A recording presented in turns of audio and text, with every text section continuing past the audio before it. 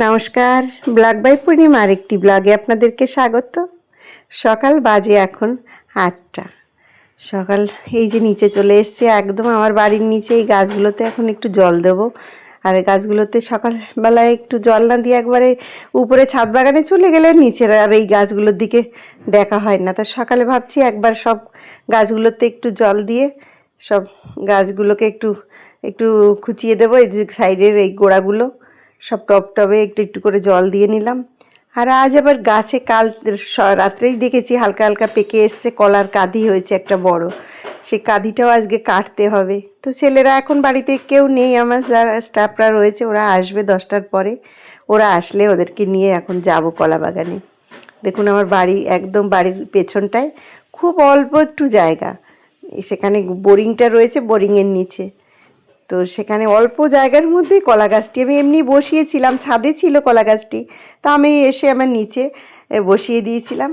এই দেখুন অল্প একটু জায়গা, সেখানে এত বড় কলা গাছ হয়েছে, বড় একটা কাঁদি হয়েছে। এই কলা পেকে একদম হলুদ হয়ে গেছে, পাখিতে খেতেও শুরু করে দিয়েছে।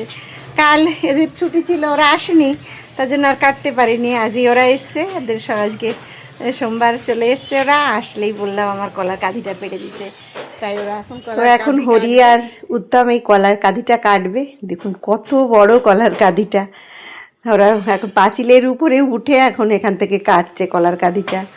এত বড় কাঁধি একা পক্ষে কাটা সম্ভব না। আর আমি গাছটাকে পুরো দড়ি দিয়ে বেঁধে রেখেছিলাম উপরে দোতলার গ্রিলে। এই দেখুন কত বড় একটা কাঁধি। তবে এবারে কলার সাইজটা কিন্তু অনেকটা ছোট হয়েছে, আর কাঁধি বিশাল বড় হয়েছে, বাট কলার কাঁধিটা অনেকটা ফানা, যে কলার সাইজগুলো অনেকটা ছোট হয়েছে। অন্যান্যবার কলাটা এত বড় বড় কলা হয়, গাছের গোড়াতে ঠিক মতন জলও পড়ে না, আর এখন তো টানের সময় শুকনো। গাছটা এখানে এত অল্প জায়গার মধ্যে গাছটা হয়েছে, যার জন্য আমার এই জায়গাটা, আমাদের এখানে বোরিংয়ের এই যে পাইপটা যে রয়েছে, অল্প একটু জায়গা খুব নষ্ট করে দিচ্ছে। এই জন্য আমি আর রাখবো না এখানে কলা গাছ। এই জন্য আস্তে আস্তে করে এই দুটো আছে, এই দুটো হলে আমি সমস্ত জায়গাটাই নষ্ট করে দেবো। হরি আর উত্তম দুজনে মিলে কলার কাঁদিটা নিয়ে এখন দোতলায় নিয়ে যাচ্ছে। এত বড় কলার কাঁদি একা একা নিয়ে যাওয়াটাও কষ্ট হয়েছে। দেখুন এত বড় কাঁদিটা, কাঁদি দেখলে কিন্তু মন ভরে যায়। গাছটা কেটে ফেলবো বলছি, কিন্তু সত্যি মনও খারাপ লাগছে। অন্যান্যবার কলা ছিল কিন্তু এত বড় কলা হয়নি। এবারে এই গাছটার জাতটা খুবই ভালো। এই কলা গাছটি 50 টাকা দিয়ে রথের মেলা থেকে কিনেছিলাম, বলেছিল লাল কলা হবে। তো আমি প্রথমে ছাদে লাগিয়েছিলাম, তারপর ভালো হয়নি দেখে নিচে এনে লাগালাম। মিষ্টি কেমন বলো? খুব মিষ্টি আনছি। গাছ পাকা না? আনন্দ পাচ্ছি গাছ পাকা। আচ্ছা, খুব আনন্দ না?